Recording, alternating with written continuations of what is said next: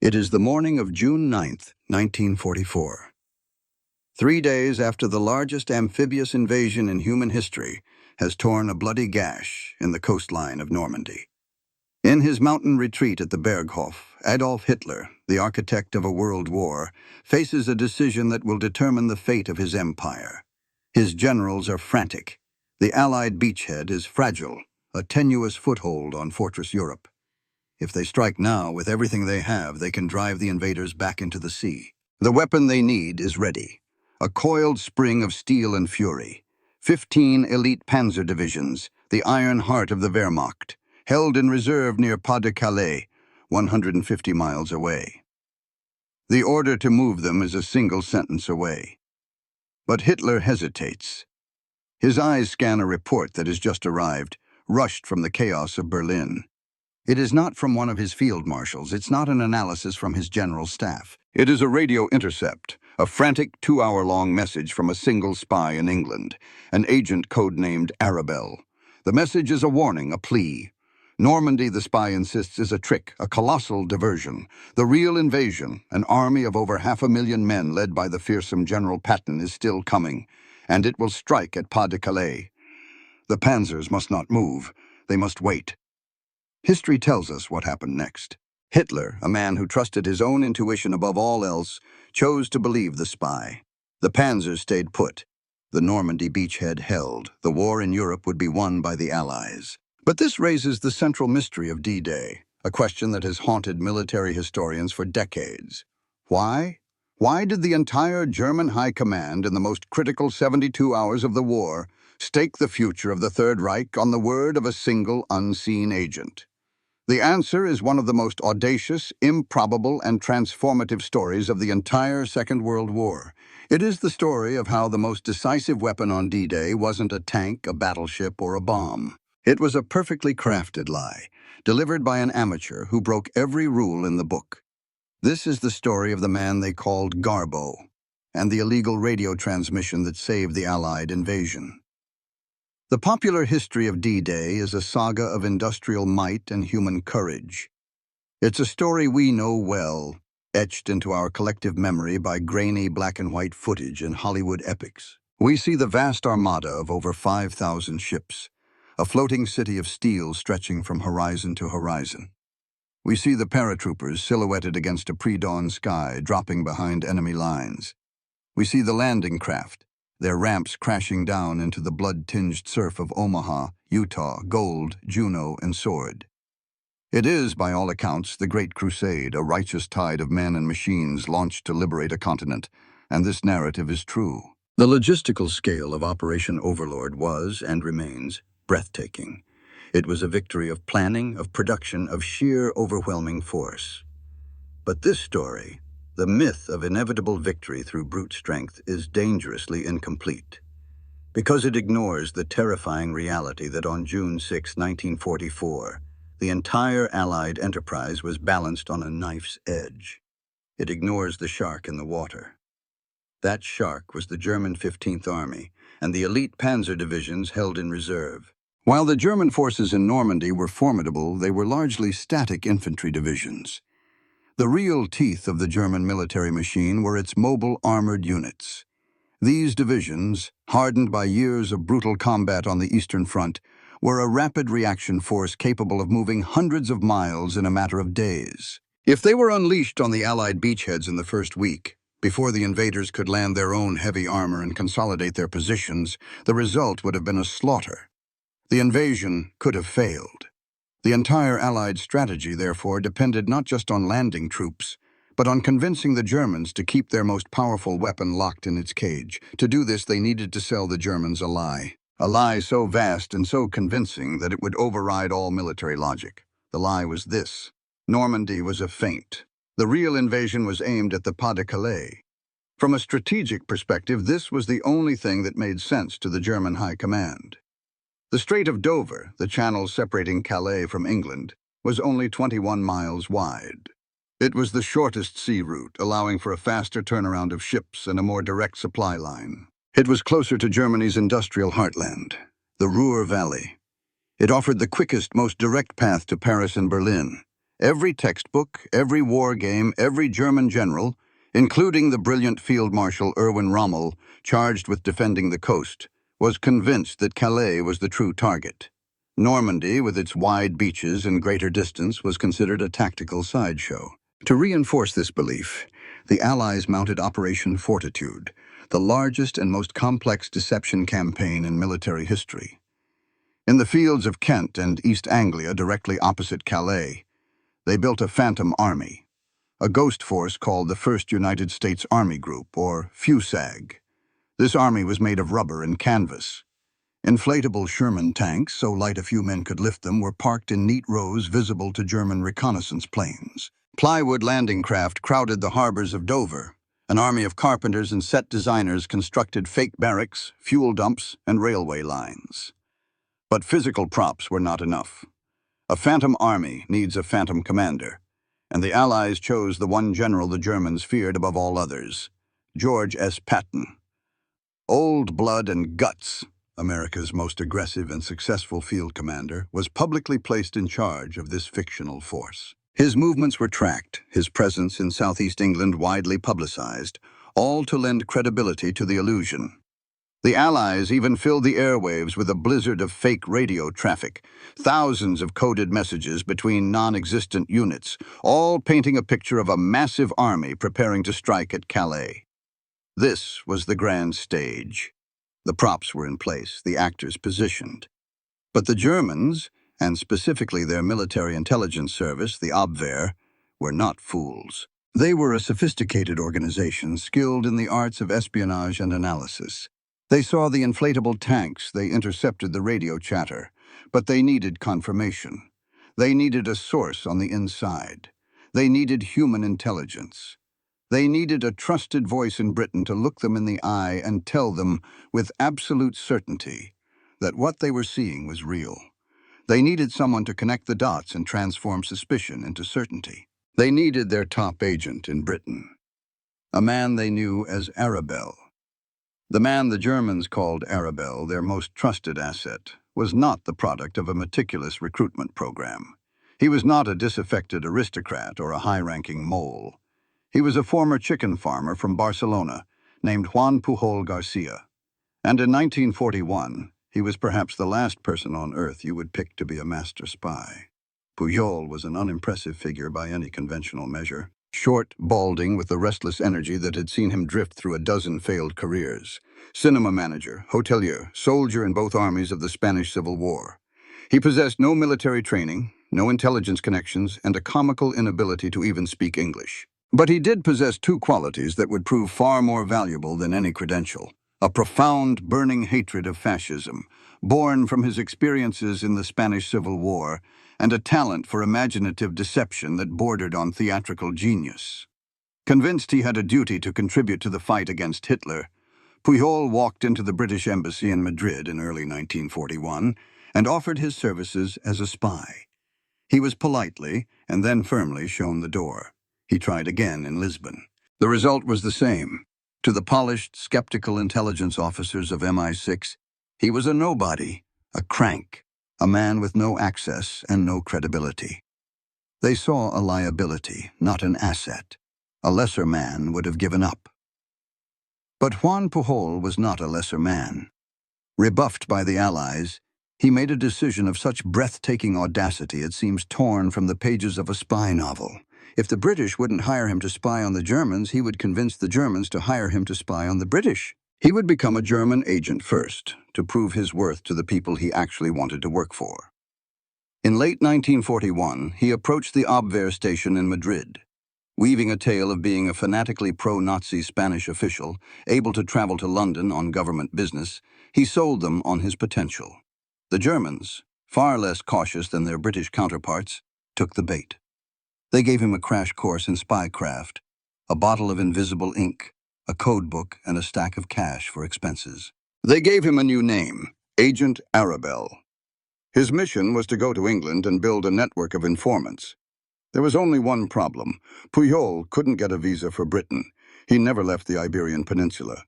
Instead of traveling to London, he went to Lisbon, checked into a hotel, and proceeded to invent his entire spy network from the confines of a public library. Armed with a blue guide travel book, a map of England, and outdated railway timetables, Pujol began to file his intelligence reports to Berlin. He was reporting on a country he had never set foot in. His early efforts were a comedy of errors. He filed detailed reports about the movements of British convoys, getting dates and locations completely wrong. He described the people of Glasgow as being so fond of wine they would trade secrets for it, a hilarious mischaracterization of a city that ran on whiskey and beer. He confidently reported that in Britain, people do not work on Sundays, causing him to miss reporting on key troop movements that would have happened on a weekend. These weren't just mistakes. They were colossal blunders that should have exposed him immediately. But a strange alchemy was at work. Pujol's handler in the Abwehr, a man named Karl Erich Kuhlenthal, was himself under pressure to produce results. He wanted to believe in his new agent. And paradoxically, Pujol's very imperfections made him seem more authentic. A real spy working alone in a hostile country without support would make mistakes. A perfectly polished report would seem suspicious. Pujol's occasional cluelessness was interpreted as the hallmark of genuine on-the-ground intelligence gathering. The Germans didn't just overlook his blunders, they embraced them as proof of his reality. Meanwhile, at Bletchley Park, the top-secret heart of British code-breaking, analysts decrypting German communications began to notice something strange. They were picking up messages from an Abwehr agent in Britain, Arabelle, whose intelligence was consistently wildly inaccurate. Yet the Germans seemed to be treating his reports with the utmost seriousness. MI5, Britain's counterintelligence service, launched an investigation. Who was this phantom spy feeding Berlin such high-grade nonsense? And how was he getting away with it? They eventually traced the source not to London, but to Lisbon, and to Juan Pujol Garcia. In April 1942, when Pujol once again approached the British, this time with a portfolio of his successful work for the enemy, they didn't show him the door. They smuggled him into Britain, gave him the code name Garbo, after the famous actress because his performance was so convincing, and paired him with a handler, an MI5 officer named Tomas Harris. Harris, a half-Spanish artist and fluent Spanish speaker, immediately recognized he wasn't dealing with a conventional agent. Pujol was a creative force, a storyteller, a natural-born con man. Together in a small, smoke-filled office in London, these two men would embark on creating the most elaborate work of fiction in the history of warfare. The real operation was about to begin. The partnership between Juan Pujol and Tomas Harris was less that of a spy and a handler, and more that of a novelist and his editor. Their raw material was the German psyche, their medium was deception, and their masterpiece was Garbo's fictional spy network, an elaborate cast of 27 characters so vivid, so flawed, and so utterly believable that the Abwehr treated them as a living, breathing organization. This was not simply a matter of inventing names. This was the art of the lie, executed with obsessive, granular detail. Each of the 27 sub-agents was given a complete backstory, a personality, a motivation, and most importantly, realistic limitations. There was Agent 1, a Portuguese commercial traveler who was constantly complaining about his travel expenses. There was Agent 4, a waiter in a London military officers' club, providing a plausible, if far-fetched, source for overheard conversations. There was Agent 7, a bitter Welsh nationalist and ex-seaman who supposedly hated the English, giving him a powerful, believable motive for betraying them. Pujol and Harris even invented dramatic subplots that added layers of emotional realism. In late 1942, they decided one of their key agents in Liverpool had died of an illness. Garbo sent a somber report to Berlin, detailing his agent's final days and the arrangements for his funeral. The Germans, completely duped, sent back messages of condolence and astoundingly approved a pension for the fictional agent's grieving widow. They were now paying a state pension to a ghost. The network felt real because it was messy, complicated, and populated by flawed human beings. The financial accounting for this phantom network was a masterstroke of bureaucratic deception. Garbo submitted monthly expense reports for thousands of pounds, billing the Germans for train tickets that were never bought, hotel rooms that were never slept in, and bribes that were never paid to sources who didn't exist. MI5 would take the money the Germans paid into a secret account, use it to fund the operation, and then provide Garbo with perfectly doctored receipts to send back to Berlin. The mundane, tedious process of arguing over expense reimbursements was perhaps the most convincing element of the entire charade. No one would invent that level of boring detail. Crucially, Garbo never claimed his agents had perfect information. They didn't steal top-secret documents from Winston Churchill's desk. Instead, their intelligence was pieced together from fragments: a conversation overheard in a pub, an observation of troops boarding a train, a rumor from a dock worker. This mimicked how real intelligence networks operated, making their reports feel authentic. Sometimes they got details wrong, or reported rumors that turned out to be false, all of which only deepened the German belief in their legitimacy. By early 1944, the Abwehr considered Garbo their crown jewel, their most productive and reliable source in Britain. Hitler himself was receiving summaries of his reports. The fictional network had become so deeply embedded in the German intelligence ecosystem that they couldn't imagine planning the defense of Western Europe without it. This meticulously constructed weapon of deception was now aimed squarely at the heart of the D-Day preparations. As Operation Fortitude built its Phantom Army in southeast England, it was Garbo's network that gave it life. His agents sent a constant stream of reports confirming the existence of Fusag. Agent 7 saw the buildup of landing craft in Dover. An agent in East Anglia reported the arrival of General Patton's new headquarters. The physical deception of inflatable tanks was given flesh and blood by Garbo's human intelligence. The Germans saw the props with their planes, but they believed in the army because Garbo told them it was real. This all led to the critical moment in early June 1944. The Normandy landings were imminent. The deception had to hold not just before the invasion, but crucially in the days and weeks after. Harris and Pujol realized they needed to do something dramatic, something that would sear Garbo's intelligence into Hitler's mind and make it immovable. They needed to create a moment of pure theatrical urgency. This is where they devised the illegal radio transmission. Standard procedure for double agents was rigid. Transmissions were made at precise, pre-scheduled times, using specific frequencies and encryption patterns. Every word of the script was vetted by multiple layers of MI5 bureaucracy. Deviating from this protocol was forbidden. An unscheduled transmission could be tracked by German radio direction finders, exposing the location of the transmitter and blowing the entire operation. It was a risk no sane intelligence officer would take. But Thomas Harris understood a fundamental truth about human psychology that the rule-makers missed. Perfection is suspicious. Real spies in the real world panic. Real agents faced with world-changing intelligence break protocol. They transmit frantically outside their scheduled window because the information is too vital to wait. An agent who is always perfectly on time, perfectly scripted, would eventually seem like a puppet. To cement Garbo's authenticity once and for all, he had to break the rules at the exact moment a real agent would.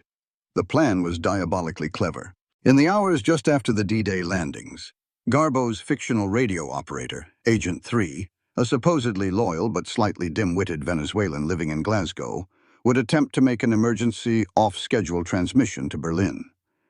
This first attempt would be deliberately cut short, as if he were interrupted.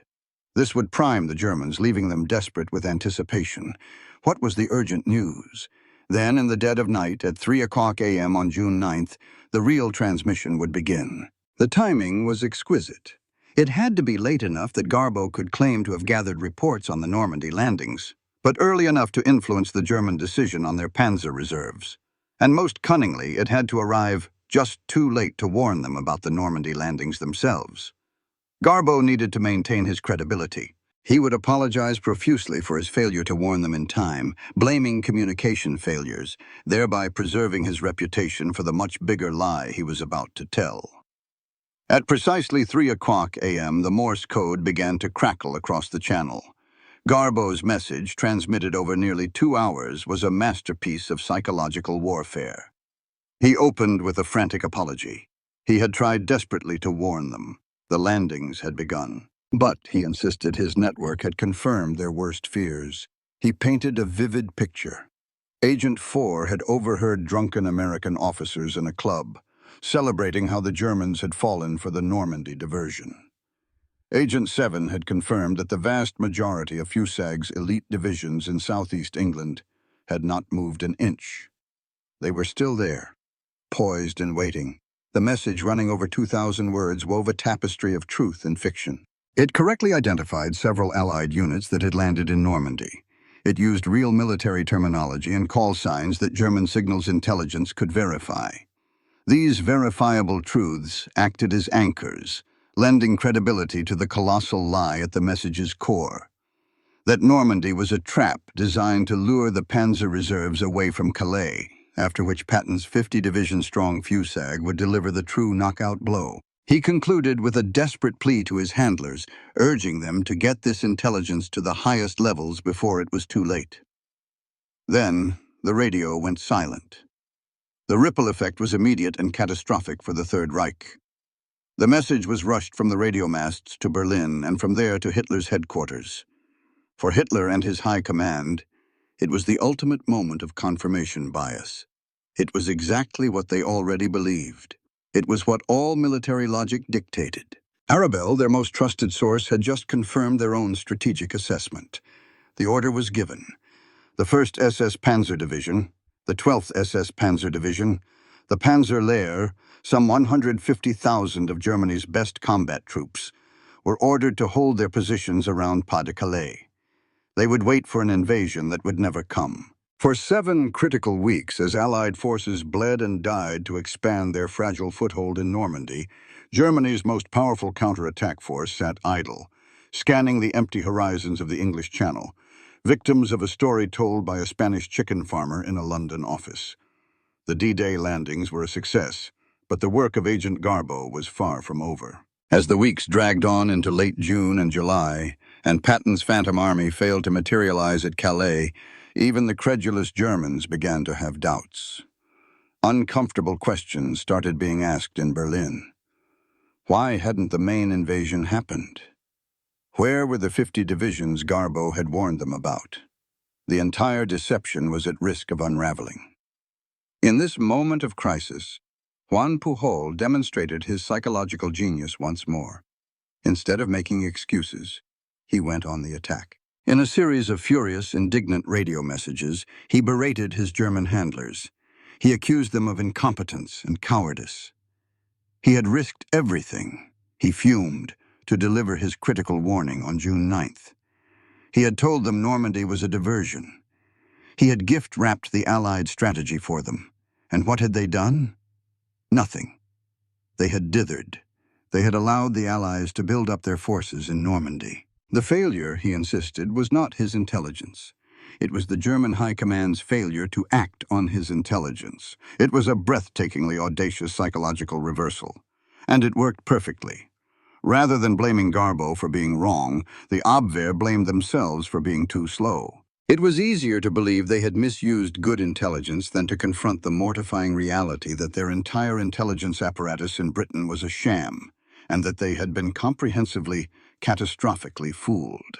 They sent apologetic messages back to Garbo, assuring him of his value and begging him to continue his work. His credibility was not only saved, it was enhanced.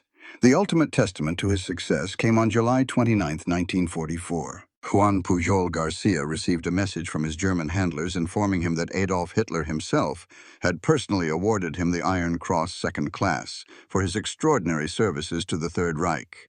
It was a distinction reserved for heroes of Germany. This was 4 months after King George VI of Britain had made Pujol a member of the Most Excellent Order of the British Empire, or MBE, for his service to the Allied cause. He became, quite possibly, the only person in history to be decorated by both sides in the Second World War, one for his courage, the other for his lies. As the Allies broke out from Normandy and raced across France, Garbo began to carefully dismantle his fictional network. He reported that British counterintelligence was closing in. One by one, his 27 agents went silent, supposedly arrested or forced into hiding. In October 1944, he sent his final transmission, informing a grateful and regretful Abwehr that he was destroying his radio and going underground. After the war, Juan Pujol Garcia vanished. MI5 helped him fake his death from malaria in Africa, and he moved to Venezuela under a new name. He opened a small bookshop and lived a quiet, anonymous life for nearly 40 years, his secrets locked away in classified government archives. For decades, historians wrote the story of D-Day, analyzing troop movements, logistics, and Hitler's erratic leadership. They debated why the Panzers never came, attributing it to Allied air power or command failures. The truth remained hidden. It wasn't until the 1980s, when British intelligence archives were declassified, and an author named Nigel West tracked the real-life Pujol down in Venezuela, that the full story emerged. The world finally learned that the sluggish German response at Normandy wasn't just an accident of war. It was the result of a deliberate, brilliantly executed deception, orchestrated by one man and his handler. Military historians had to rewrite the first chapter of the liberation of Europe. The legacy of Agent Garbo is a masterclass in the principles of intelligence that are still studied today. It teaches us that belief is more powerful than evidence. The Germans believed what they wanted to believe, and Garbo simply gave them the story they were waiting for.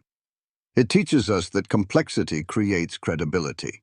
The messy, detailed, and dramatic lives of his fictional agents are what made them seem real. And it teaches that sometimes strategic victory requires taking tactical risks, breaking the rules like Thomas Harris did, to achieve an outcome the rule followers could never imagine. But the story of Juan Pujol Garcia is more than just a chapter in a military textbook. It's a timeless and universal lesson about the power of the individual against the monolith of power. It's a testament to the idea that a single determined person, armed with nothing more than imagination and conviction, can change the course of history. He proved that the most powerful weapon in the world is not always made of steel, but can be a perfectly constructed story. The Normandy invasion was saved, and the path to victory in Europe was paved because one Spanish chicken farmer invented 27 imaginary friends and convinced the Third Reich they were real. If you believe that the most fascinating stories in history are often the ones hidden in the shadows, then join our community of historical storytellers. Like this video, subscribe to our channel for more deep dives into the events that shaped our world, and let us know in the comments below. What other incredible stories of espionage and deception do you think deserve to be told? Thank you for watching.